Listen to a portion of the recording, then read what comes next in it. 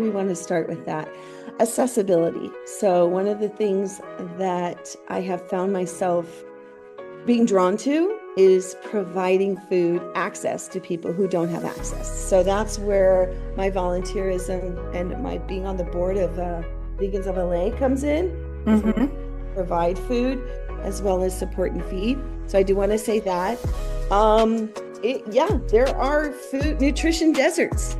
If you haven't seen the movie, I highly recommend you watching They're Trying to Kill Us by badass vegan John Lewis, who points out how we're in a nutrition desert on purpose. So there's that.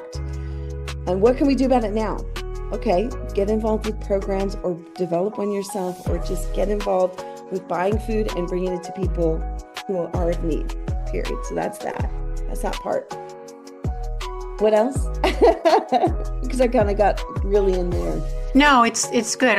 There's so much to this. It's such a rich topic. We can go at it from all angles, and it seems to me like you've got your hat in many rings.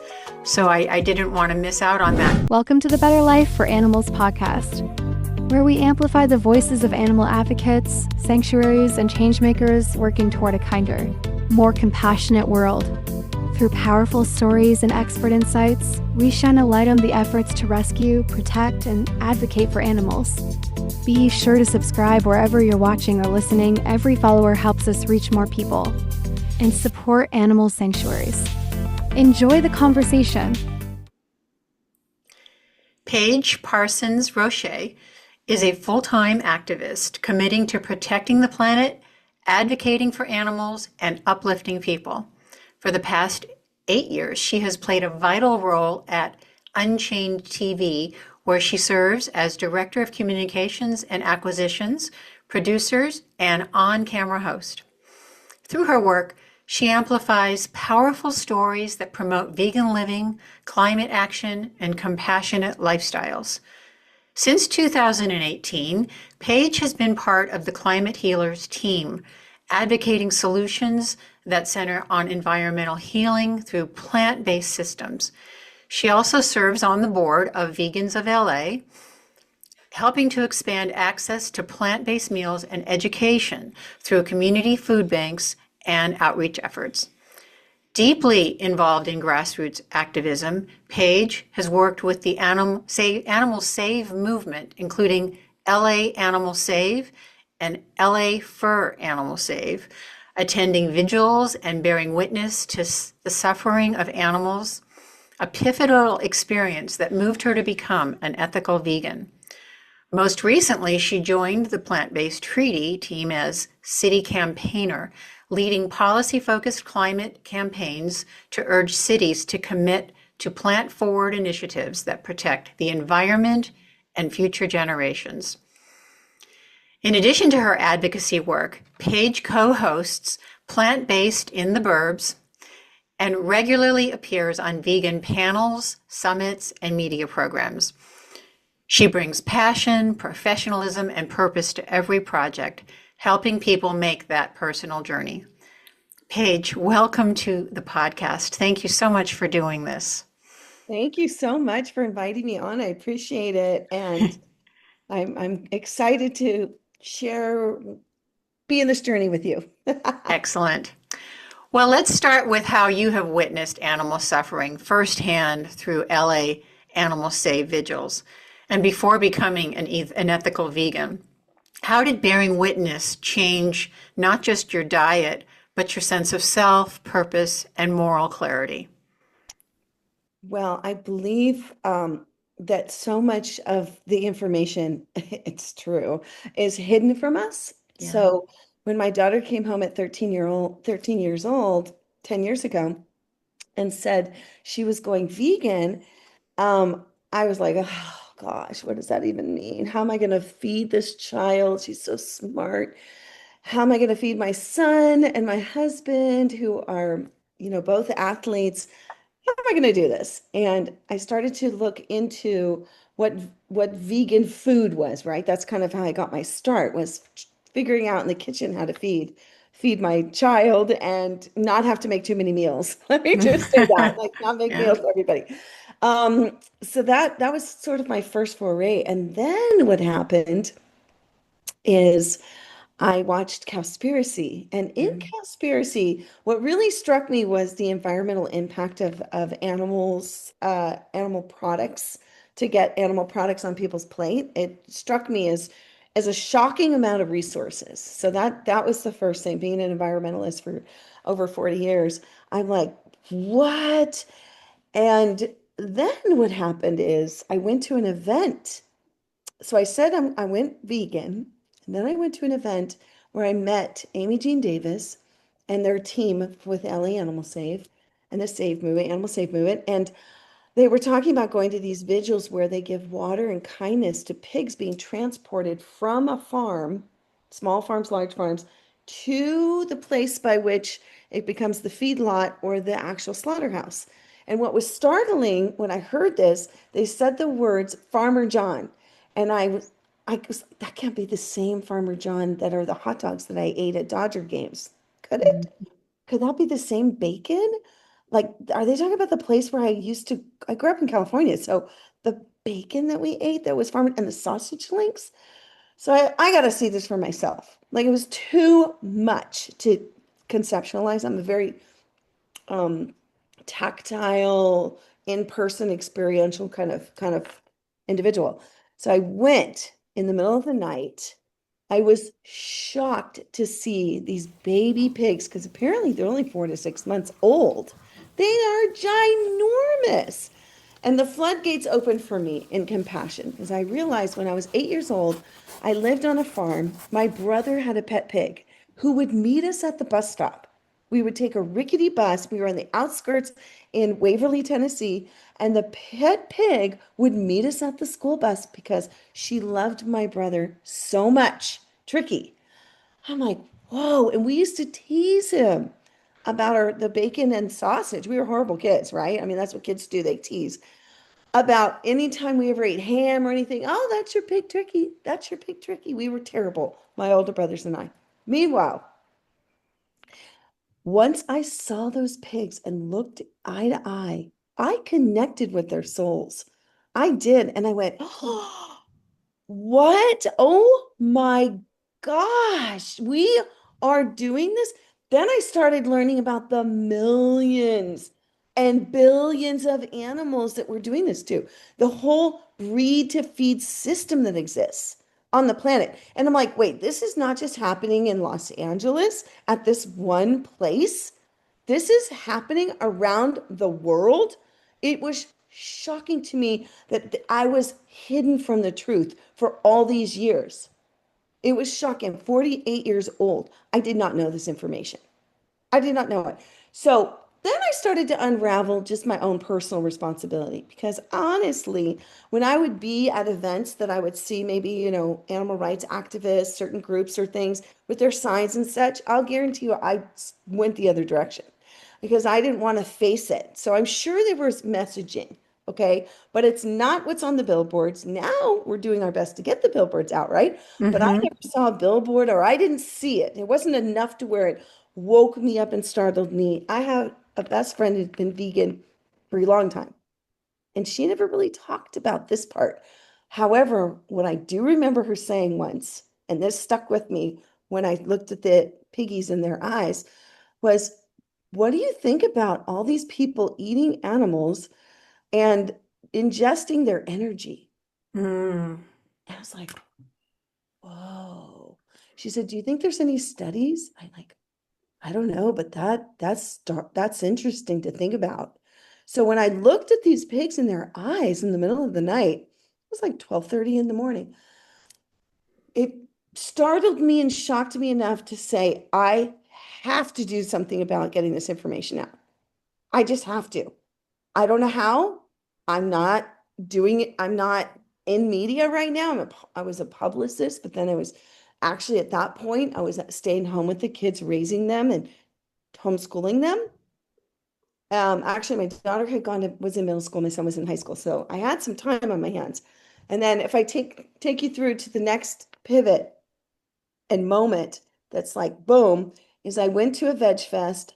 At the veg fest, I was promoting banning plastic straws and plastic bags in the state of California. And a gentleman by the name of John Sally was getting up on stage, and I had these cards that said vote against or for the banning of plastic bags, right? And I said, look, I'm a vegan. We are a vegan. Plastics are terrible for the environment and animals. And he said, well, come on up stage. So I got up on stage with John Sally. If you know who he is, he's an amazing guy. He's like 7 feet tall. I'm 5'4". And I got to say to everybody, please vote on Tuesday for banning plastic bags, right? 10 years ago, or, whatever, 8 years ago. And then I came off the stage and this woman comes up to me and she said, we want to book you for our lunch break live show with Jane Valez-Mitchell, which brings me to wearing this cute little hat because I wanted to say I wear many hats. And I said, okay, what do I do? You cook a dish. I'm like, ooh, wow. And we're going to go live and you'll be featured. I'm like, okay, sounds great. Let's do it. So Lisa came to my house. We did this. She goes, okay, I want to book you for another one months later. Now I'm sitting at Jane's kitchen table. We're eating the food that I made. She says, what are you up to? And I said, I want to do something to make an impact in this space. I want to wake people up. I want to get the information out. She said, well, you seem like you might have some skills. You want to help book the guests on this daily show. And the rest is history because I did that for 5 years where we had a guest on a different guest, all kinds of people, anyone in the vegan space, and they would tell their story and they'd make a dish. And that's kind of how that went on. And then, yeah.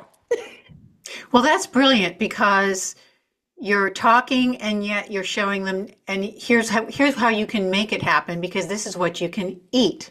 Yes. I just came back from Japan and I didn't go on a vegan trip. I was the only vegan in that group. And it was interesting. They every time for every meal they're going, you're sitting here because they had a special meal for me. And so I've just been thinking about, well, people don't know what to eat. Right. They think they do. And it just, what I found so interesting about what you just shared is here you are a child and you know that pig equals bacon on some level, but you don't. Mm. Mm. And that's so interesting. Pig. I think it's bacon equals pig because we're just eating bacon and we're not thinking about the pepperoni or sausages being a pig. Right. Maybe when we're kids, you're right. Maybe we do know that. Is that what you're saying? Well, I do think, if you said, well, where do you think this bacon came from? I think you would know it was from a pig, but you don't make the connection of what that animal went through.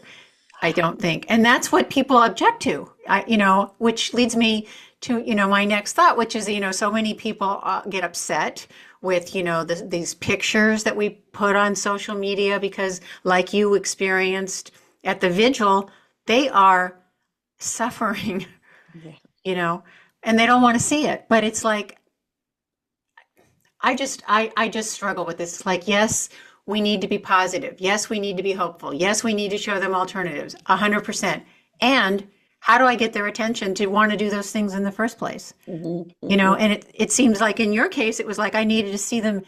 I needed to connect with that they are. I mean, you had a pig that met you at the bus stop. That was 8 years old. So think about it. It was 40 years later. Somebody brought up this concept of our animals. And so it's interesting how if you think about the way in which we come to the truth on anything, because it can be like, we don't want to think about our clothing being something like sweatshops seem so in the past, but there are still situations that are happening. So we don't want to think that purchase actually put somebody in any kind of danger or a stressful situation. We don't want to think about that ice cream cone that we're enjoying with our family at the carnival ever was a mother cow who was just naturally nursing its baby calf. Mm-hmm. And we as human beings took that baby calf away, put it on formula, and that now humans are snatching and stealing and ice cream. That to think, I'm just having my ice cream. Let me be. Come on. Leave me alone. So that's sort of, yeah. So it's figuring out the sociology behind how to transform people. And if my daughter had not come home and said she was vegan and I didn't start getting interested in how to feed her, coming in from food and then watching Conspiracy with the Environment Impact, I don't know if I would be vegan at this point. I think I would have avoided it and figured out how to continue to buy bougie meat, I like to call it, from not Follow Your Heart, excuse me, that's a vegan spot, Whole Foods, right? And other Mm-hmm. places, right? That Mm-hmm. tout being the most sustainable and wholesome and kindly raised and naturally slaughtered and blah, blah, blah, all the things, right? I saw something recently that was like, I couldn't believe it. I have to almost look it up. It was this naturally raised laughter continues or some weird Mm-hmm. twisted way to say we're a happy farm and the eggs and the chickens don't mind what we're doing. Like, what Right. are you Right. talking about? Like, we're not we're not those animals that can't speak up for themselves. But let me just say, because you just made me think, all right, I just thought about Wicked. I'm wearing all this green for the environment, right? Get my green thumbs. And Wicked is an animal rights movie. It's about us taking their voices away, animals, and them not Mm-hmm. being able to speak and then killing them off. So yeah, I get pretty passionate when it comes to this because a lot of my day now is spent on I'm gonna put on another hat because might as well just pivot over here for a second, then we'll come back on plant-based treaty. So as an environmentalist, this is the way I can get in the door with people. And then I can talk to them about getting more plants on their plate. Oh, where do you get your protein, your iron, and your calcium? And what happens is we do talk about animals in a sense of like centering plant-based forward and right here, like the environmental impact, but we don't speak about slaughter. Now, here we have films that do, talk about the animals in there. But this guide has been a game changer because I'm now in the room with people. I can talk to them about adding more plant-based forward in their city, right? And Yeah. it's getting me in the door. Now, I started with this campaign almost a year ago, and I'm seeing some big significant changes. I am going to say this, I'm going to put this hat over here. I'm going to put this cute little hat on because my mother gave this to me before she passed, and it's all cockeyed. It's been all over, not the world, but many different places. I still wear it because it gives me the confidence I need, like I'm in the newsroom. But plant-based in the herbs, we talk about getting more plants on the plate too. Sometimes we will bring up the animals and their suffering. We sometimes will. That does happen. We have shows that are on Unchained TV, and also going on fast channels and such. So I just wanted to bring that up. But let me put on another hat, or not even a hat, but I want to show this because I just grabbed some fun show and tell. Vegans of LA and Planetary Unity. Look at together we create a world of supreme compassion, supreme equity, supreme love, and supreme peace for all. And if you notice, look at the animals that are there. The animals are with us. Do you see Mm-hmm. that?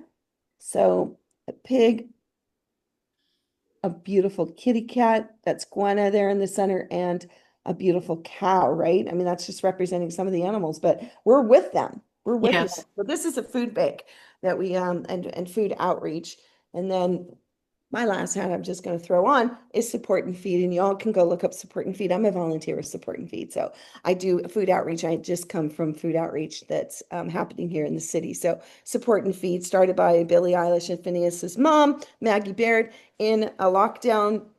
In our lockdown, we're worried about the restaurants closing, buying food. People were houseless, bringing the food from the plant-based restaurants, paying for it, and bringing it to people of need. And that's exactly what happens on a regular basis globally. It's 5 years in since the conception, Support and Feed, and all about saving animals' lives. Because when you do eat the plant-based food and you eat the vegan food, you're definitely saving animals' lives. So coming from being an animal rights activist in the streets, I still do that.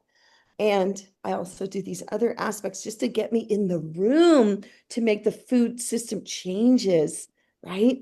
Because if we're changing from what's available to people, and we might have oat milk by default versus no oat milk at all, Yeah. see? Yeah. Now, always in the back of my mind is the animals, saving animals' lives and stopping the breed to feed system.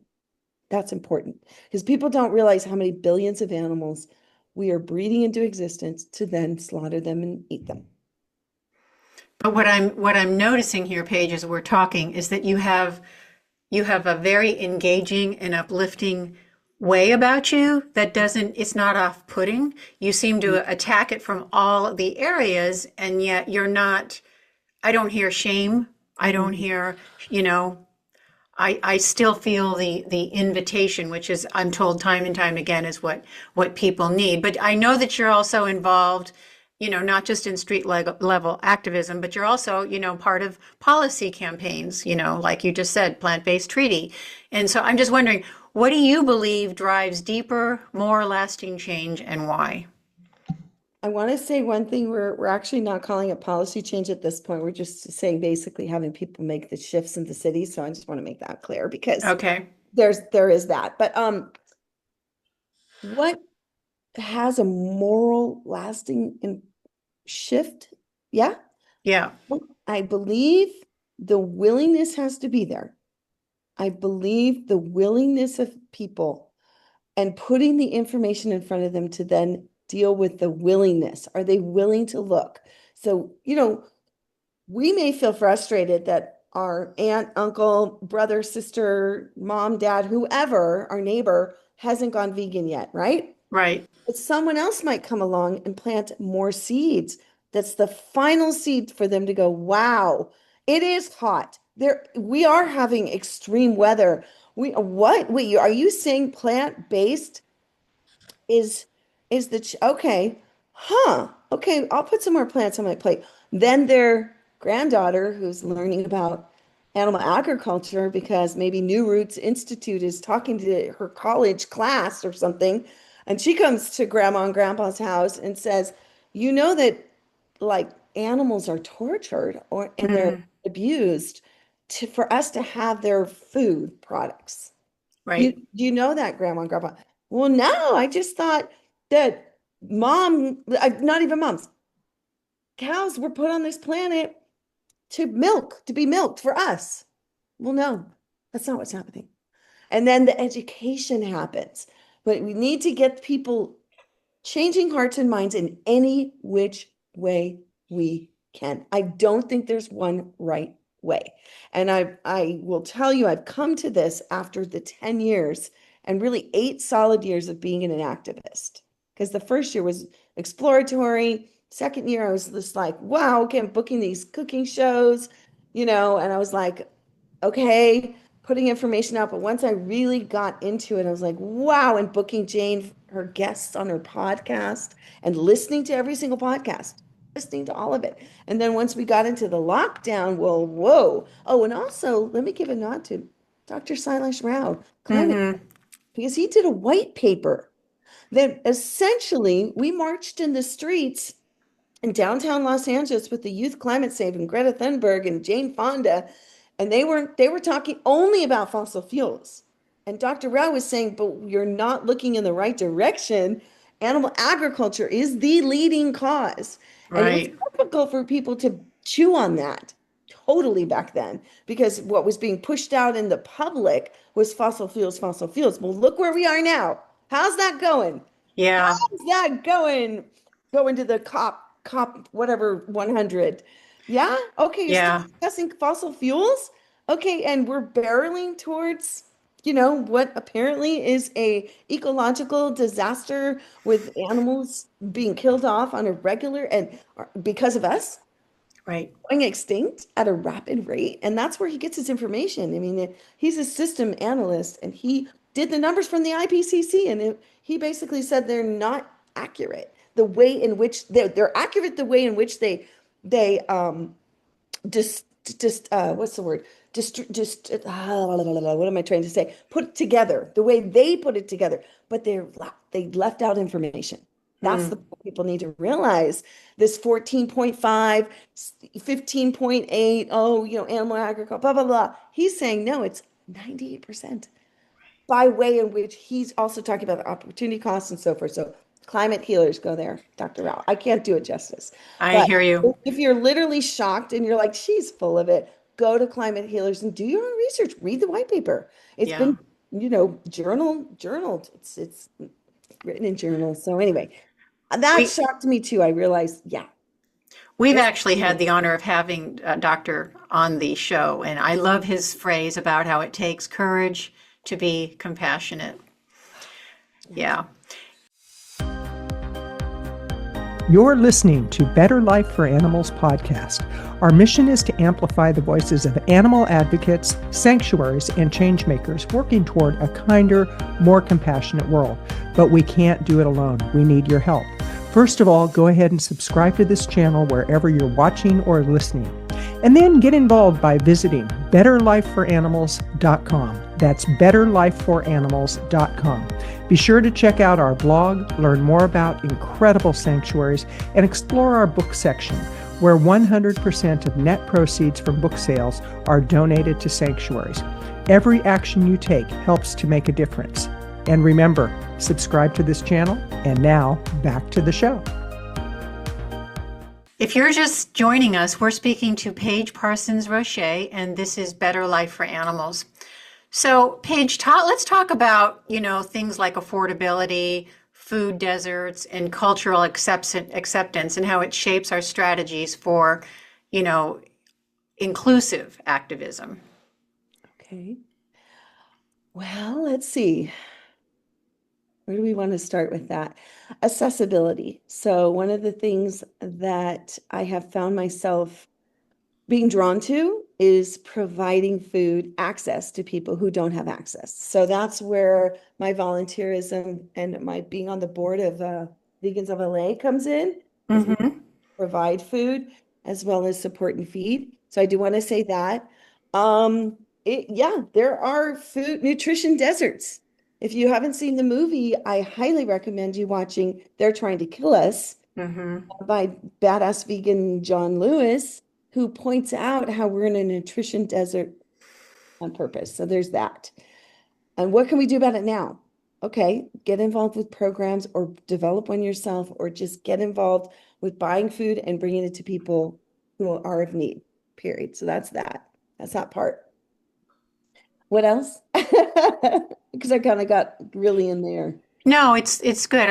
There's so much to this. It's such a rich topic. We can go at it from all angles, and it seems to me like you've got your hat in many rings.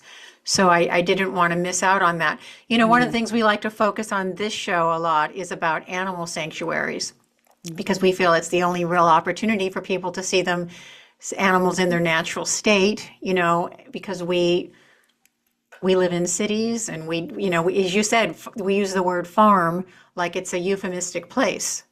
And it certainly is not for these animals. So I wonder if you spend any time or have any experience with sanctuaries that you might want to share with us. I absolutely love and honor sanctuaries. I do whatever I can to support, throw events. I just came from this beautiful one that's in Chatsworth, bringing food scraps, right? We instead of putting them into the trash because of the methane, we take them so we can take them to compost. Or what I did was I drove over, brought the food scraps and fed them to goats and sheep and pigs and so forth at this beautiful sanctuary in Chatsworth. So I do try to do that. I bring people to sanctuaries as well, because folks who are not vegan yet, I have seen in my very own eyes them make eye contact with animals and have moments of recollection. When we were doing the vigils, I would bring people to the vigils. We're on a pause right now for the pigs because they actually move. We did so much damage, honestly, like PR damage. Farmer John was dropped from the Dodger dogs. I don't know. I'm just gonna say we did a lot. We were in their faces. We're like, how dare you, the Dodgers Dodgers team as well. We did a lot of protesting and so forth, but they basically moved it inland. They moved it to a place where activists were very hard to find. So they used to have like a mural around the side and kind of promote that they were, and they were proud that they were in downtown LA area. That's gone now, so that's more difficult. But there are other organizations here in Los Angeles that do vigils, like Animal Alliance Network. And we're figuring out what our next move is. We've really been focused on this campaign of bringing more plant-based food forward at events. That's the campaign of Plant-Based Treaty, part of it. We have multiple campaigns, but and in universities and hospitals, and having the council members be aware of this, and then going with vegan by default, plant-based by default at their like city events and things. So you have to ask for a meat burger. We did a big food day in West Hollywood, and all the food was vegan. We had like 350 people come. We had Mayor Chelsea Byers from West Hollywood, who they've endorsed the treaty. So we're going city to city. We're 41 cities. Whoever's in those cities, we're asking them, would you want us to help campaign for your city to go plant-based? And so then we have, allies and organizers and volunteers who come on. Back to the animals at sanctuaries. It's the best place for them to be. Listen, people say this all the time.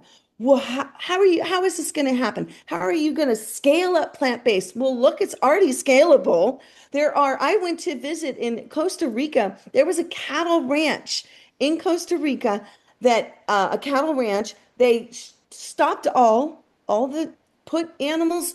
I imagine they sold some of it for animal food, right? For food. And then they had some of them go to a sanctuary, right? And then it's all completely beautiful. We did zip lining in there. It used to be a cattle ranch. That's facts. So there are places, there's Satya Forest. There's places all around that there's even mushroom farmers that are changing, chicken farmers that have changed transformation. We just learned this, changing to mushroom farming and lettuce. For the first time, he showed me a picture of his lettuce. He said, this is where I used to grow a lot of my chickens. And he's changing it over slowly but surely. So sanctuaries are open for animals once they're rescued or an operation closes, right? That's why I really, really support the sanctuaries. And I say, support your local sanctuary by giving them funding. If they say they need hay, find $10 and give them $10, because if we all did that, 2,000 people, they got their money, right? Right. They're $10 instead of a coffee or a smoothie or whatever, make it at home. Right. Because they're the ones that are rescuing the animals and keeping them safe. They're safe. They're no longer going to be products for humans. And if we close down and we stop breeding, then we have animals that exist on the planet already bred into existence, right? Right. Because people don't realize this. I don't know who watches the show, but a lot of people don't realize that nearly 100% of the animals that anybody's consuming, or any dairy, cheese, some people go, I don't drink dairy. I don't drink milk. Oh, but I love that brie cheese. Okay, that's the same thing, y'all. Yeah. Cheese is dairy, milk is from a mother cow that we've snatched it. So if we stop all of that, if we stop breeding animals into existence and us doing this, then we would have less animals on the planet, right? Right. But we have to convince people that plant-based food is delicious.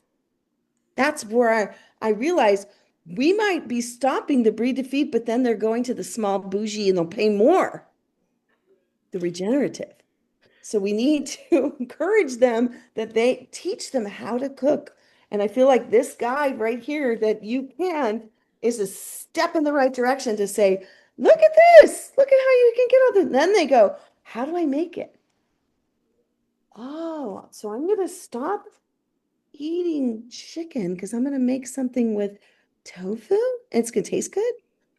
Oh, okay. Huh. Well, that's interesting. Now, people that I have access to, you see, I don't have access to everybody. Right. And what I'm committed to is bringing access of delicious food to people, get them fed plant-based food, because nothing's worse than a hungry person who's desperate. And that's the way it is with a lot of folks. So they eat whatever's given them. Right. So if we give them plant-based food, if we give them that as a strategy, right? Through the Vegans of LA, through the support and feed, we give it, that's what they're eating. A lot of times people don't even ask, is that vegan? I mean, it's fruits, vegetables, nuts, grains, and seeds. And sometimes it might be something that's already made, right? Delicious food. Get delicious food in front of people. So I feel like that's a way to into people's heart is delicious food. Bring them to sanctuaries, ask them if they're willing to watch some of these documentaries, and then just keep sharing. Because if you share it from your heart, how much it means to you, like at family dinners. Well, I don't have the solution 100%, but I can tell you that I have impacted people in my own personal life.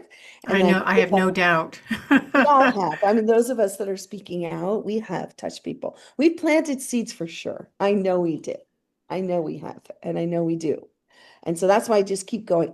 What's my other choice? Not to speak up at this point? Right. No, you don't have, you can't, once you see this, you can't unsee it. Exactly. And you have to do something. Yes. That's the point. The paradigm shift happens.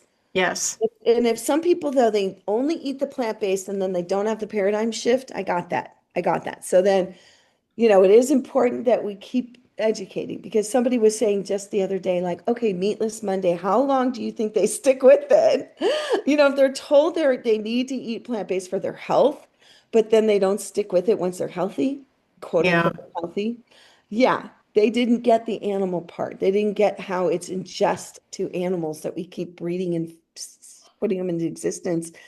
And that's not a pretty process. Let me tell you, some human is doing that until there's machines that are going to be doing it. But right now it's human. Somebody has to operate that whole operation, y'all. And that's human beings. And they're stressed out and bummed out. Well, what I'm hearing is that we're back to food.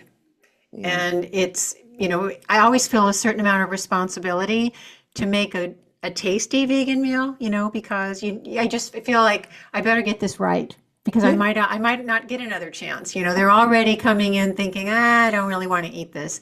I'll try it. And then they don't like it, or it doesn't taste exactly like fish, or it doesn't taste, what they were expecting. Because a lot of these foods are delicious, but that doesn't mean they're a replica of something you're used to. So there is a certain amount of palate change that I believe should occur, but you have to be open to it. So this is, it just, I tend to go to the activism piece and don't you see how cruel this is? What's going on? Look.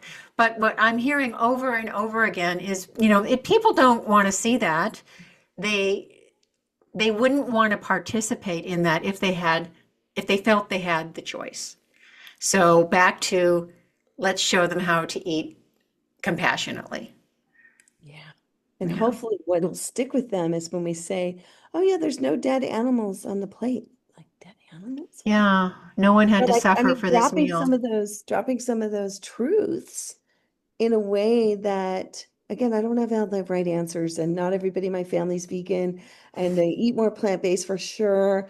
And I wish they were, and they haven't had the paradigm shift yet. And I do my best that I can. You certainly do. I don't have, it's a convincing quality, but people are only going to change if they feel it's worth it. And that's the key. And so to me, getting on board with my daughter's veganism was worth it to me. Her friend had dropped out of being vegan because her mom said, you need to have dairy, because that's what mom knew was vegetarianism. And so here my daughter was, vegan on her own, and it was challenging. There was a kid at school who was like, Oreos and chips only, I'm vegan. And that was like annoying. And she knew that wasn't the case, because when she started doing her own research, she realized, no, you have to have a variety. That doesn't make sense. Oreos and chips, no. Right. And I started doing the research too. And then when I watched Cowspiracy, and any environmentalists out there, I highly recommend you watch Cowspiracy just for the information. I'm an information person, not a junkie, but I like to seek information. And here's the thing. I had to be convinced of this, that this was really I needed the information for my daughter. So I started looking at nutrition. I was like, wait, because she's now going to be a veterinarian, by the way. And Good She for had to get her. really good grades and she worked really hard. And I was like, I got to make sure this person has brain fuel. Hmm. Because she's smart and she's applying herself. She wants to be a veterinarian. She knew that in middle school. She knew that at 5 years old. It's been her goal since she was 5. So how do you feed your children the right amount of everything being a vegan, right? How do you do that? So I started getting curious about and started, Dr. Michael Greger. Ooh, Hmm. what's he have to say? And nutrition, that's nutrition facts. And then PCRM, Physicians Committee for Responsibility. Oh, I like what they're saying. And I started just gathering as much as I possibly could to put the puzzle together to be a responsible mom, you know? And when I Yes. realized, honestly, and this might offend some people, it was child abuse of me. It would have been, that's how I feel. It would have been to me to not figure this out for her. Because honestly, if I'd kept her from being vegan, personally, just me, for my daughter, I feel like that would have been really irresponsible as a mom. So I knew I needed to, whether I went vegan or not, I knew I needed to get the information so that I could give my child the best. And that's the thing I think as parents that we try and do. If we have time, if we have accessibility, that's the other thing is there are a lot of parents out there that cannot sit through this podcast. They're working 3 jobs. They Hmm. barely can get through. They have only so much money. Now, we're not even going to get into tax cuts and things like that. That's not what we're talking about here. But they don't have accessibility. So drive-through is it. And they do believe that's the healthiest thing and the most affordable that they can do. So they don't know. It's a big arc to go from fast food to eating plant-based on a regular. It's a lot of education in between. Doesn't mean it can't happen. I've met people that it does happen, that they've gone fully in because they've seen the truth. They're like, there's no way I'm going to give my children this cholesterol-filled, disgusting food where we barely, it's not healthy, it's being Right. touted as healthy. But why do we have so much sickness in this country and around the world? Why is heart disease one of the number one killers? That's animal products, y'all. That's That's the animal products. cholesterol in animal products. Those are facts. You can look Yes. it up. Don't believe me. I tell people, don't believe me. Get your information. Check my facts. And that's what I was doing. I was like, wait, this cannot be right. And then boom, get more info, get more info, get more info, just so I can educate myself, so I can educate others. That's the point. That's what I do now. It's a full-time job now. It's a full-time job. Whatever I can do to get food to people, you know, get education to people, right? This and then this, all the hats, and then the show. People resonate with us. They think we're fun, we're funny. We got 7-minute, 7-minute interval shows, and we can show you how to make a great recipe, right? Really? We have 10 Okay. different ones. Yeah, it's really cool. Excellent. Based in the Burbs. And then, of course, Vegans of LA, which I highly recommend if you want to donate here or support and feed or plant-based treaty because we got to keep the information flowing and accessible for people. Well, Paige, we need about 1,000 more pages in the world to make this world a better place. It has been such a pleasure getting to know you and to see your energy. And I want to say, well, where can we find you? But you have showed us like 12 different places. So I think Well, we'll, if you go to Paige Parsons Roache, I'm on okay. LinkedIn, Facebook, Instagram. Those 3 are kind of the key places where I activate. And then you can just find the Unchained TV. It's a Okay. streaming network. You can type in my name if you're curious and it comes up. You can search, you can share. It's an app through your app store. You can go into the website, unchainedtv.com, or you can go onto your TV. A lot of TVs, I don't know who's Hmm. watching this, but you can I download watch it. the Hmm. app, Unchained TV, and watch it on your big screen. You can go to Plant-Based in the Burbs with a Z on Instagram, YouTube, and where else are we? Website. And then Okay. Plant-Based Treaty is global. So if you want to get involved and campaign for your city, Plant-Based Treaty LA, Plant-Based Treaty SF Valley. I'm in the San Fernando Valley. I run that page. Or definitely support and feed around the world to help get food to folks who don't have accessibility. Yeah. So important. Affordability. Yeah. But there are a lot of people working on the affordability, showing how to make recipes at a really inexpensive price in all different cultures. Yeah. So, the information is out there. We know it's out there. You just have to look for it a little bit. Yeah. Well, thank you so much, Paige. This has been such a pleasure. And those of you who have been listening to Better Life for Animals, if you've enjoyed this podcast, I hope you'll like and subscribe, as that will help us create a better life for animals. Thank you so much, Cheryl. It's such a pleasure. Thank you for having this podcast. Thank you for being my guest. Thank you for joining us on the Better Life for Animals podcast. Together, we can create a world where all beings are treated with dignity, respect, and care. If you enjoyed this episode, be sure to subscribe, rate, and review wherever you're listening. It helps us reach more people and spread awareness about the incredible work happening in animal sanctuaries. You can also share this episode with friends and fellow advocates to keep the conversation going. Until next time, keep speaking up, taking action, and making a difference for the animals.